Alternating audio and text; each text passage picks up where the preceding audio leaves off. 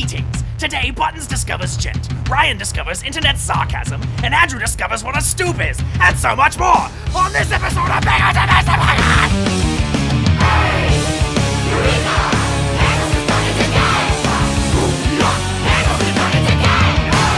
Ahoy boogers! Welcome to Bear Ghost Invents the podcast where we plunge into the who's its and what's its galore of the inner workings of Bear Ghost. I have got the whole gang with me today. I've got drummer Buttonz. What up? I got bass player Doo. Boo-boo-boo-boo. I got Tigbot. Hey, I'm bass player Drew. We got Ryan. Drew. Guitar. On today's docket, we have a very important topic of conversation. It has been brought to my attention that most people on the Discord think that I like the Big Bang Theory. I don't know how people have been listening to this podcast for this long and hear me be sarcastic and go, well, he's definitely telling the truth. But there are very few things, and I need to be crystal clear about this, that I love more than the Big Bang Theory. I fucking love it so much. It's my favorite show. No, I hate that show. And I don't know. I kind of thought we beat that to death in that episode about how bad that show was. My fiance came home and she's like, babe, people think you love the Big Bang Theory. And I was like, no! Yeah, she went in there and nipped that in the butt. She nipped it in the butt. I think only one person commented that you did like the Big Bang Theory. I don't fucking know, dude. I'm just telling you I hate that show. All of you. Listen to me now.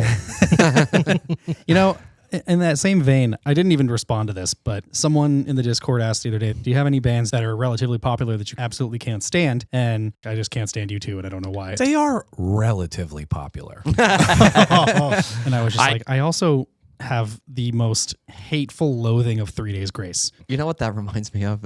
I don't know if you remember this, but way back in the day, somebody came up to talk to the band, and you were just trying to take an interest in what they were saying, and you're like, oh yeah, that's cool. What's your favorite band? And he was like, Trap. And I was like, what? How is that anybody's favorite band? I was like, even when they were popular, that's still a wild answer. You know? Well, people really did like that one song, but I hated that song. I also loathe 3 Days Grace. And it's a point of contention between my fiance and I because that was an early favorite of hers. Oh, no. And yeah, and I don't get it. Here's what I do get. For a power chord, they have a really good power chord guitar tone. That's all. I think that might be the only thing. I think that the way they layer up on the vocals is cool, but yeah, that band sucks. There's a lot of like the mainstream hard rock bands that I just the dad rock. It's one of those things that's been hard. Like I know people roll their eyes when they hear that I'm like a Korn fan, but like if you ever say you're a Korn fan, then people are just like, oh, cool. Well, what'd you think about that 3 Days Grace record? Those are not the same bands at all. Well, it'd be like if you tell people that you're a Deftones fan and they're just like, oh man, you must love Evanescence. It's like, why? Why are you relating those two bands at all? That's the thing about being Korn fans is it's like heavy nostalgia for us. And there is far more stuff that band has put out that we do not like than there is that we do like. It's so funny because to me, I have such a fondness for their first 5 albums. And I'm like, okay, well now they have 29 records and they're so bad. Yeah. Well, and I know this happens to a lot of bands that go past their peak and just coast off of their previous success, but they even know that because they go on tour and they play stuff from their first 5 or 6 albums and maybe like one new song. So and like Limp Bizkit does that too. The last like 3 tours they've done, they haven't played anything off their last 2 albums. They play Dad Vibes. Oh, that's right. They played Dad Vibes. Which is a great song. They're in the studio right now. Do you guys care? Anybody out there care about this? Nobody in this room even cares. Buttonz is on his phone. That's not even a joke. I'm trying to find bands that I hate. Reminds me of I just hated Green Day for some reason, and now I'm like, oh man, Green Day's great. I know. I'm like, why? Like they're fine, man. That's one of those bands that I'm just like, yeah, I got nothing bad to say about Green Day. They're not my band, but I mean, I loved Nimrod and Dookie growing up, but Warning sucked. What are you talking about? It had the song Warning on it. Sure did. You know what I like about Green Day? I think his melodies are really good. I feel like they always just go like where you want them to go. They're always nice melodies. I never think he makes a bad choice. They're always pleasing to the ear. Mm-hmm. And I think that's like a super underrated ability. We should become a Green Day cover band. Okay. They're not even on my like top 100 favorite bands list, but that's what I want to dedicate the rest of my life to. Well, so far, I think that everything that we talked about in this episode is like almost unusable. It's like so arrogant and hate fueled. Volbeat. I hate Volbeat. Is it possible to hate a band because they're so damn good? Yeah, that's what I feel about most just music. Envious. Yeah, envious. I feel that with this fucking band called Bill Murray. Yeah, I've heard Bill Oh Murray. my god, it's the guy from Attack Attack, which And I was Bill never Murray. really into. I didn't know that. Their shit is so good. It's like country western gent. Yeah, but it has like heavy riffs. Yeah, gent. What'd you call it? Gent? Gent? What does that mean? Wow! Buttonz hasn't been on the musical internet for the last 10 years. No. Gent, it's a genre. It's djent. It's like, it's riffy, mathy, heavy, low tune Holy stuff. You haven't heard anybody blown. does it gent? It's like, No. wow. That Buttonz has spent too much time listening to Kanye's new song and he can't think of anything else. yeah, Stop now they're singing that playing song. He's like, what song? Anyway, that's it. That's the one bad. Now they're playing like massive festivals, and well, the guy already had a following with his previous band. Yeah. So. Well, and they cornered the market on putting Crank Your Hog in all of your marketing. So What? it's a real thing. They're just like, out of your cranking hog, Bill Murray. Damn it. Billy Murray. Which Andrew's fiance called Bill Murray Billy Murray once, and I've not been able to let it go. Unironically. Yeah, it wasn't ironic. It was just adorable and hilarious. It's only been 15 minutes. Yeah, none of it's usable. Yeah. Um, By the time that most of you hear this, our next cover song will be Recorded. and You won't have to listen to another version of this. You'll get to hear me talk about the construction of that song. yeah, an actual song and not Wow. nothing. Although there was quite a few comments about. Some people said that last week was their favorite episode. What? Is it because we just talked about video games? Maybe. Yeah. Jim from Redwood left me a comment. He's like, you didn't even talk about Persona 5 when you were talking about video game I music. freaking love Persona 5. Well, here's what I say. Joker is in Super Smash Brothers That's Ultimate. true. And I So talked about that technically you being... covered it. I talked about Ultimate being my second favorite soundtrack behind Over the Hedge Hammy Goes Nuts. Someone So- actually made a comment about how, even though that was a joke that we made in the podcast, that Over the Hedge actually has a decent soundtrack because it was made by Ben Folds. the movie. Yeah. Okay, yeah. Ben Folds didn't do that. But I'm sure the video game was based off of his music. I wonder. Let's the pull up a movie. song from Hammy Goes Nuts. Your favorite one, getting those nuts. We're about to fucking bop, homie. Dude, is this gonna rule? Is this gonna rule, bruv? What the flick? Is this gonna rule, bruv? What the flick? Ends up being all of our new favorite game soundtrack.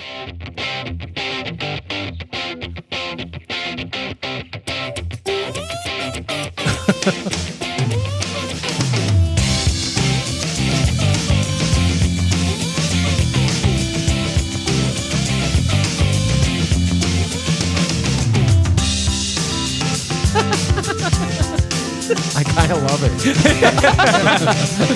This could have been so much worse.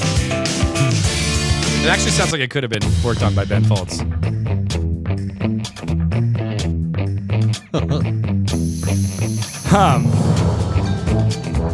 Oh! Wow.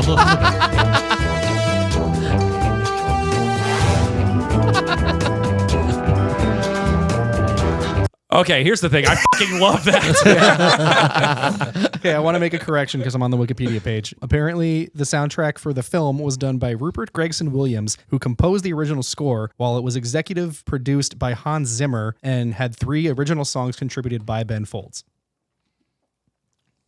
Great. What are those songs that you just played called? Track 1 and track 2.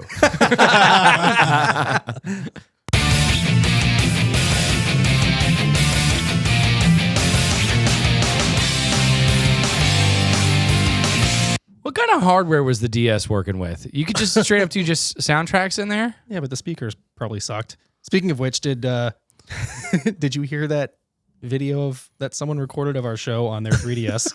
But didn't we listen to it at my house? I think so. Solid audio quality. Yeah.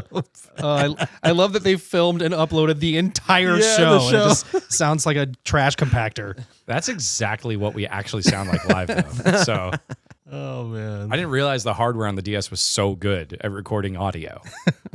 3D audio. Anybody see the new teaser trailer for Jurassic World?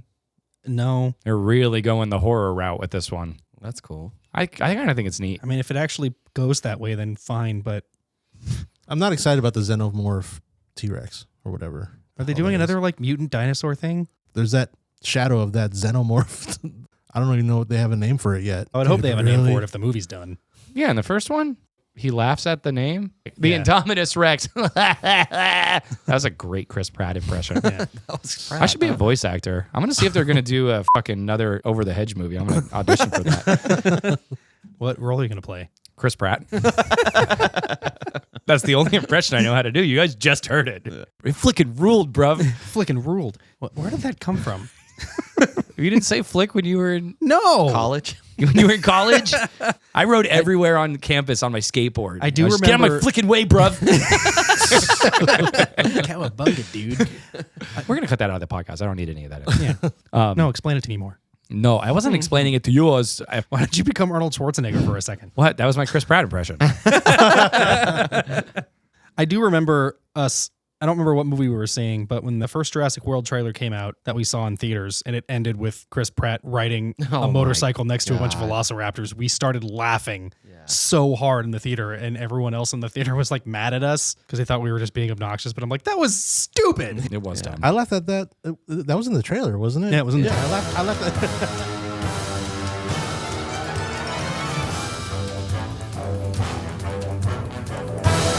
Stop. Cut it off. Sorry, guys. I was listening to the leaked soundtrack for the new Mission Impossible 8. That wasn't Over the Hedge. No, that was Mission Impossible 8. Pretty sure that was from Hammy Goes Nuts. That's freaking Michael Giacchino. Buttonz, I was not trying to cut you off there. That had been loading for like 30 seconds. It just came up. It just came up when you started talking. That delay, man. Caitlin and I beat Lion King for the Super Nintendo yesterday. Isn't that the hardest game? It was the hardest game, Yeah. and we were literally only able to beat it because it had a rewind function on the Switch version. And I remember the Star Wars Super Nintendo game being like the dude, hardest game it of all is time. it's impossible. Yeah, it's really dumb. And then you have to fight Scorpion Darth Vader. That's not how the movie ends. Anyways, when we beat the game, I was reading the credits. The assistant producer for Disney Interactive was the Michael Giacchino. Really? Yeah, I was like, Not is this even music producer, just producer. just the assistant producer of Disney Interactive. Huh. And so I looked it up because I was like, I know it's an extremely common name. That was sarcasm for those of you who now think that I think Michael Giacchino is an extremely common name. And you have to /S after every. What is that? That's what you put at the end of a sentence in text form to tell people that you were being sarcastic. I didn't know that. I could have used that. Wow, I could have used that many times. He's thinking of all the messages on Slack. I just assume that nothing he says is serious until he yells at me for not responding to him. Which is way too often. Which is, yeah. Did you bring me weights today, by the way? Fuck no. Fuck! Fuck Did no. you check that case, the Nintendo Switch case? No. Fuck! I haven't been home. Where have you been? Where have you- Working. Sleeping. That's home. You I sleep can't at work? I can't look at the Nintendo cases while I'm sleeping. But you, I used to live with Andrew, and he was notorious for opening the front door and passing out at the stoop. And we'd have to carry him inside and gingerly place him in there. At the stoop. Is that what that's called? At the front porch stoop. Let's look at what stoop is. I think your stoop. I Wow, that was think a mean. stoop is just like the patio is stairs. It's the part of the house to bend one's head or body forward and downward. Huh? I'm kidding. Oh. /S or whatever. Oh, there we go. Now I understand.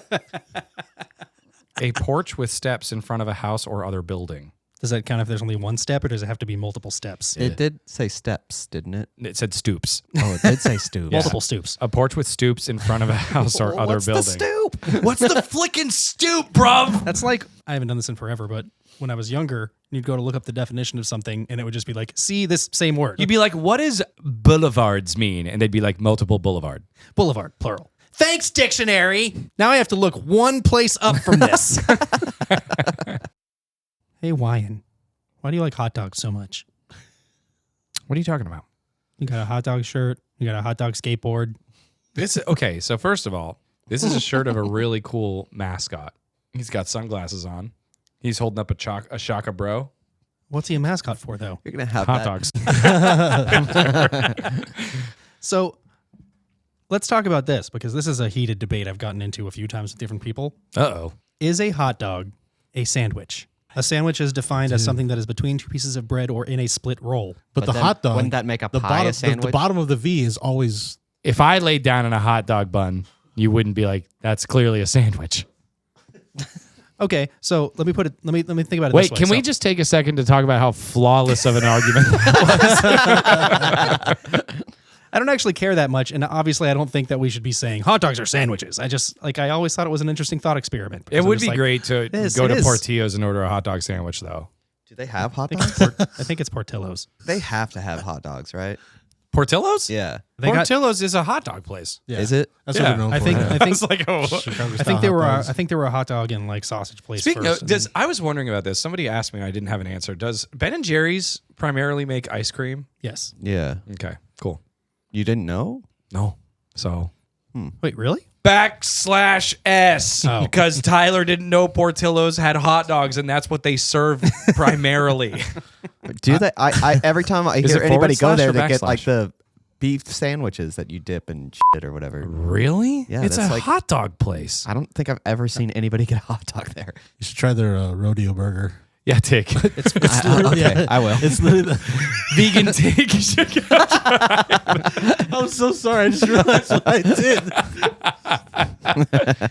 I just went to Portillo's last night. Have you tried the rodeo burger? What No, you did? What you, I got the Leo, which is funny Leo. because you can is order that a hot dog? No, See? you can order. You can order the original beef sandwich, or you can get the big beef, which is that but bigger, and then you can choose what level of gravy you want on it, which is none on the side, dipped or extra dipped. You can add peppers to it, which I don't know why you wouldn't. But then you can get the Leo, which I got, which is the same price as the original beef, but it just comes extra dipped. So you don't get to pick your level of gravy. And I'm just like, what is the point of having this on the menu? It's just the same sandwich, but it just pre-selects your options for you. That's how Leo liked it. This is, of course, named after Da Vinci, right? Yeah. Yeah. The inventor of Portillo's. I Guess that's just kinda wanted to point Chicago. out that the rodeo burger is literally a ripoff of the Carl's Jr. Western Bacon Cheeseburger. It's not even a good burger. People love it, dude. No, I know. The Western Bacon Cheeseburger? Yeah. I love that burger. I think My it's favorite burger. I think it's fine, but it's a fast food burger. Like it's that quality of thing. It's like Is this episode over yet? no. I want to talk about Salt and Straw. What do you want to talk about with it? How it is good? I was just trying to look up a list of their flavors to talk about for people who have never been there. When we first went there, I was intrigued because they had one on their menu that used to be fixed on their menu that they've since removed, and it bums me out because it was really good, called black olive brittle and goat cheese. That's Oh, there. yeah. It's not. It's not there. They got here? rid of it? Oh, that's a bummer. I guess I haven't had anything off their standard menu in so long because I just always do their monthly flavors. Mhm. I think when we first went, that was one of the first flavors you got. Like, I think you got two. Or Yeah, something. it's really rich. Well, I probably got the Pear and blue cheese. pear and blue That cheese is as well. That is still on their menu. Honey lavender is another really Honey good. lavender is fantastic. They have I so many remember good really ones. liking the, what was it, like black pepper and raspberry vinaigrette or something like It's that? a strawberry balsamic and black Strawberry pepper. They still have that They, one, they right? do still have that one, and it's Yeah. it's fantastic. I don't even like strawberry ice cream, and I think that's one of my favorite flavors they have on there. It's really base menu. good. I used to get their monthly pints shipped to me every month, and it was stupid expensive because you had to overnight it because they're frozen, right? Yeah. But I did it every single month, and I remember the first one I ever got was their Halloween series, and it had this matcha ice cream with mealworms and crickets in it. They were chocolate coated though. I think. Yeah, they were candied and chocolate covered and everything. but it was real mealworms, Yeah. real crickets. It was really hard to eat, but I was so enticed by that. I'm always down to try something different and unique. So I was like, yeah, let's do this. And I took a few bites of it and I was like, this is good. It was a good ice cream. And then I got a leg stuck in my teeth. And then I was like, I can't do this anymore. That- It's the thing about that one is it's mostly just a mental game because when you start chewing into those mealworms and crickets, you're like, these are definitely mealworms and crickets. yeah. Sometimes it's weird liking a flavor and then knowing that you have to like battle an urge to barf. What? Well, I love French toast, and every once in a while, it's very clear that it's toast covered in egg, Oh, and okay. and, Oh, it, that's and right. it fucks with my brain. I can't eat egg, Yeah. Ryan hates egg. but I love French toast. During the pandemic, Disneyland closed down. And I guess not being able to go there made it so that like we really wanted to go. And so they went through this phase where they just opened Buena Vista Street in California Adventure. We drove down there just to walk through that. You couldn't shop. You were like just able to go in there. But Salt and Straw was open. And Ooh, their nice. vegan flavor at that time was banana avocado, which still to this day That is sounds great. Oh yeah. my gosh, dude. Andrew doesn't even like banana. And I don't think he particularly likes avocado. I think he's. I they like killed both, but them. I'm allergic to Yeah. both. Oh, but I had you try it. I had Carl. We were like all bugging out in the back of the car eating this ice cream because we couldn't eat it on the streets because we would have given everybody COVID. Because we made sure we had COVID before we went. Always make sure you have COVID before you travel. Yeah, 100%. /S. But because I feel like I was like, oh yeah, Salt and Straw. And then I was like, here's a gross flavor. They've had such interesting things that I've ended up liking that I didn't think I would. They had one that had bone marrow in it. I was like, ew. But And it's- ham. Yeah, but it was so good. They had do one at Thanksgiving time that Oh, has, that one's so good. has like turkey sausage and gravy in it. It has stuffing in it. Yeah. There was one they did probably around Thanksgiving time, but I just remember I went with cardenas and 2 different flavors. One was like mac and cheese, and then the other one was like fried chicken or something Yeah, like that. they've had a one with like chicken cracklings in it. My favorite flavor they've ever had is a Christmas flavor called almond brittle and salted ganache. And It's almond brittle. almond brittle and salted ganache. Every time it's Christmas, I have to go there every day. So the one day that it is Yeah. Christmas. I go there every day. I go there every day on Christmas. And they're not open, so he just pounds on the door. Please! My first foray into eating an interesting ice cream was with Tigbot. They should do this at Salt and Straw. Yeah. When you're young, you think things are funny that aren't funny. Tigbot and I were at a buffet. We just thought it was funny to eat gross things. We're like, oh, you mix all the stuff up. It's gross. So, dare me to eat it? Yeah, it was very like jackass of us. Yeah, but we were such jackasses. yeah, we were jackasses for sure. We went and got vanilla ice cream and we put red onions in it. And we're like, isn't this so funny? And then we went and tried it and we're like, oh, this is pretty fucking good. And We're like, am I crazy? or yeah, is this yeah, kinda- we were like, it's good, right? Because it has like a crunch and there's a little bit of like a spice and Yeah. It's funny because I remember after that happened, you didn't tell any of us the story of how it came to be. But every time someone would have ice cream for like 2 years, you'd be like, have you ever had vanilla ice cream and red onions? Like, why the fuck would I have had that ever? For the longest time, just because this is kind of how your nature was back then, I thought you guys were like playing a long prank on us. yeah, we did do that. Tig and I used to do bits before I knew what a bit was. Yeah. Like that time I had that group of girls convinced that I never ate.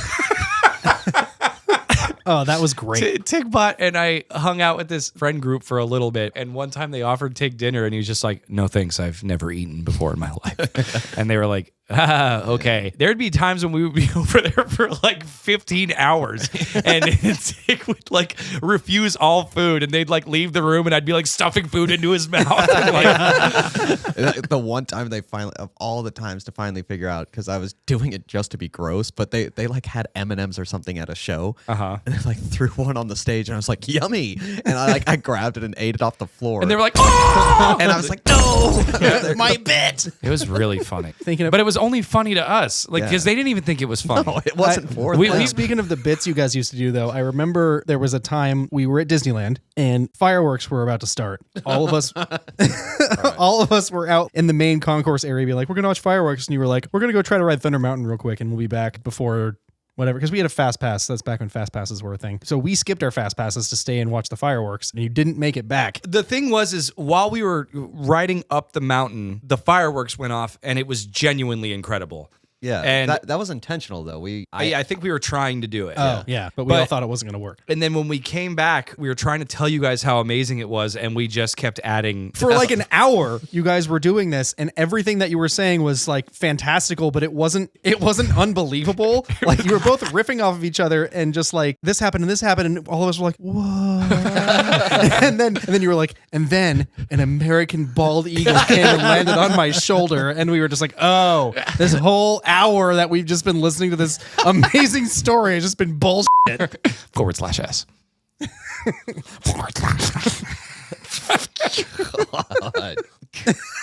pretty good Chris Pratt there. Thank you. So, you guys have a song that you really like want to do that you didn't even pick for the podcast that you were just like, I want to do this song? A Michelle Branch song. Who the fuck is Michelle Branch? Cause you're everything to me. Oh, okay. That's She did that one song with Santana. And it's just like the ocean under the moon. It's the same state of motion that I get from you. Man, I remember that. I had that Michelle Branch record. /S. Here's the thing about that song. That song fucking rips. Wait, what? That's Rob Thomas. Yeah. Okay. Yeah. Yeah. Buttons.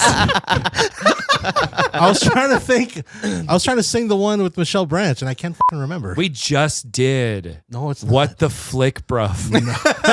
Because you're everywhere to me. You're everywhere to me? I didn't write the song. Carlos Santana did. I want to do which of the Pickwick triplets did it Yep, I remember that being on the list. from Only Murders in the Building season 3. It's a cool song. It's a great song. The musical numbers written for that third season are all very good. Ahoy, boogers! After our third successful leg of the first tour ever tour, we're coming back with our fourth and final leg, and returning from orbit from leg 2 is Spaceman Bob. Spaceman Bob. He's coming with us to Pittsburgh, Buffalo, Syracuse, Hartford, Boston, Philadelphia, Brooklyn, Asbury Park, Washington, D.C., Chapel Hill, Atlanta, Orlando, Tampa, Pensacola. And because you guys won't shut up about it, we're also bringing Tigbot to do merch or something. I don't know. Get your tickets today. We'll see you there. Back to us. Tigbot, can you scan the Discord? Sure can.